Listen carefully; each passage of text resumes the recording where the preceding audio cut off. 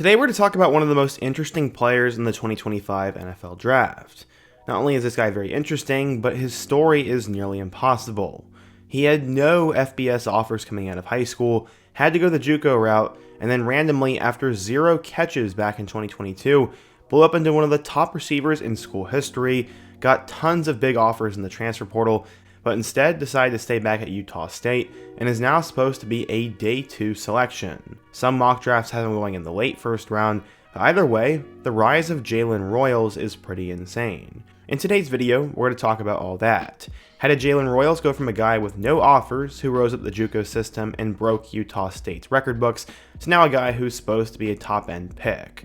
We'll talk about all that and more, but before we get started, if you're a big fan of college football, be sure to subscribe to the channel, leave a like if you want to support today's video, and let me know what player, team, topic, or situation I can cover next. Now let's get started and talk about Jalen Royals. Going back in time, their family was comprised of Jaylen and his older sister, and they would spend most of their summers traveling for athletics for both Jaylen and his sister. He was seen as an incredible athlete, and not surprisingly, it would transfer to more than just football. One of his favorite activities was also basketball, as he said, quote, "I used to play basketball when I was growing up, all throughout high school, middle school, and elementary school. I stopped playing when I got to college, of course." He ended up growing up in the state of Georgia, where football is king, as he got to go to high school in Powder Springs, Georgia.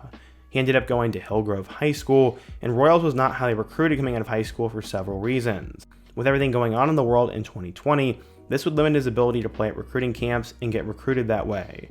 He also loved basketball maybe a little bit too much, as his dad said, quote, "I think that's what hurt his recruiting career, because when it was time to focus on football or make a decision which way he wanted to go, he still had basketball as an option." He ended up being decently good at it though, as he was one of the higher ranked point guards in the state of Georgia and spent a ton of time going across the country playing in AAU basketball tournaments. For his prep career at Hillgrove High School though, he ended up having 26 catches for 455 yards and 4 touchdowns as a senior. He ended up being listed at 6 foot and 205 pounds, and his athleticism always showed on the track team, as he was an all-state high jumper and would also place number 6 in the state championship. He ranked second on the team in all 3 of those categories, plus contributed with 3 interceptions, including a pick 6 and 6 pass deflections in just 10 games.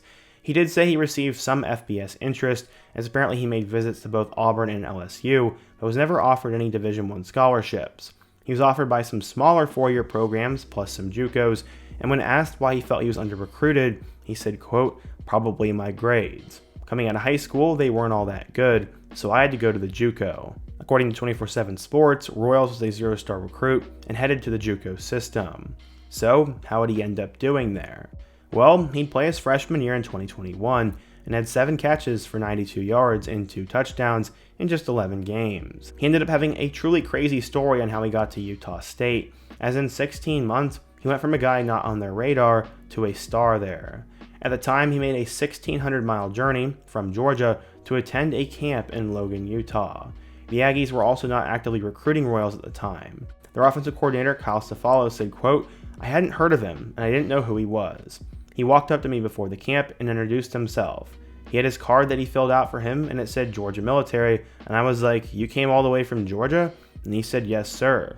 I think we sent out a bunch of random camp invites to a bunch of different schools, and you never know who's going to show up. Very rarely does someone show up that you're not expecting, and sure enough, he just kind of appeared." I guess it wasn't totally happenstance, as Dave Robertson, Utah State's former director of player personnel, had reached out to Georgia Military College about attending the camp. Royals would end up flying to Salt Lake City with his father, stayed at a family friend's house, and then the duo then drove to Logan. Royals said, quote, "He had texted me and I didn't know who it was at first, and he was saying, 'Come to the Utah State camp, we like your film.' And him and Coach Robertson told me to come, so I spoke to my dad about this, and I wanted to do this and go all the way out there." For starters, he also had blazing speed to pair along his tape, as he ended up running a 4.32 and then a 4.3 in his 40-yard dash time. He also went over 10 feet and 10 inches in the broad jump, which was only 2 inches shy of former Utah State receiver star Devin Tompkins when he was at the pro day. Royals was very confident he would catch the coaching staff's attention, but was admittedly surprised when he got an offer a couple of days later. He decided to accept it and moved to Logan shortly thereafter, and got really good grades while he was at Georgia Military College, which was impressive. What's really insane to me is he was able to turn a 2-hour camp invite into a FBS scholarship. That's pretty dang good for him. He also said he loved the family culture at Utah State, and it was a top reason he decided to transfer there after his freshman season. So how would he end up doing at Utah State though? So Jaylen would play his first season for Utah State back in 2022, and nothing would come of it.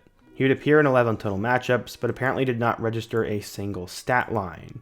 Going into 2023, nobody thought this guy was going to be anything. I mean, no offense, he hadn't caught in a single pass, and maybe the staff had made a mistake bringing him in. Well, instead he became one of the most random stars in college football in 2023, as in their first game against Iowa, he had 5 catches for 39 yards. He then proceeded to have touchdowns against both Idaho State and Air Force, and then followed it up with 7 catches against James Madison. He'd then finish out the month of September with his best game of his career, finishing with 7 catches for 185 yards and 3 touchdowns against UConn. He then had over 100 yards and 2 touchdowns against Colorado State, over 100 yards and 2 touchdowns against Fresno State, and then later on in the season went for over 100 yards against Boise. To finish off the regular season, he'd have 2 touchdowns against New Mexico, and all of a sudden, Royals was one of the best kept receivers in the country. He'd finish out his 2023 season with a bowl game appearance against Georgia State, where he'd have a touchdown and a loss to them. In total, Royals had 71 catches for 1,080 yards and 15 total touchdowns. He became the 13th player to ever go for 1,000 yards in Utah State history, and he started all 13 games and had a program record 15 touchdowns. He also led the country with 7 touchdown receptions of 50 or more yards. Over the course of those 8 quarters against UConn, Colorado State, and Fresno State, he ended up having 7 touchdowns in that period of time, and 5 of them were over 50 yards. This was completely absurd.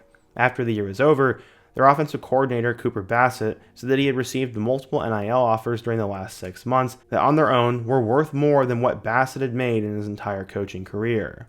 He said, quote, "I mean, I have not made in my lifetime as much money as Jalen's been offered over the last 6 months. So going into 2024, he'd have a ridiculous amount of hype and would not end up transferring. He stayed at Utah State, and it would kind of bite him, but it kind of wouldn't. Royals would be limited to 7 games due to an injury, but in the 7 games he played, he was honestly absurd. He had 5 catches and a touchdown in their first game against Robert Morris, and then against the USC Trojans, he caught 6 passes. He also had 4 catches against Utah. But his last 4 games were also insane. On the road against Temple, he had 10 catches for 112 yards and a touchdown, had 211 yards and 2 touchdowns against Boise State, 10 catches for 155 yards against UNLV, and 11 catches for 188 yards against New Mexico. He was also putting up touchdowns, as in total in just 7 games, he caught 55 passes for 834 yards and 6 scores. Jalen Royals was a star, but as I said, he ended up getting injured unfortunately. In total, he has appeared in 32 games with the Utah State Aggies and made 21 starts.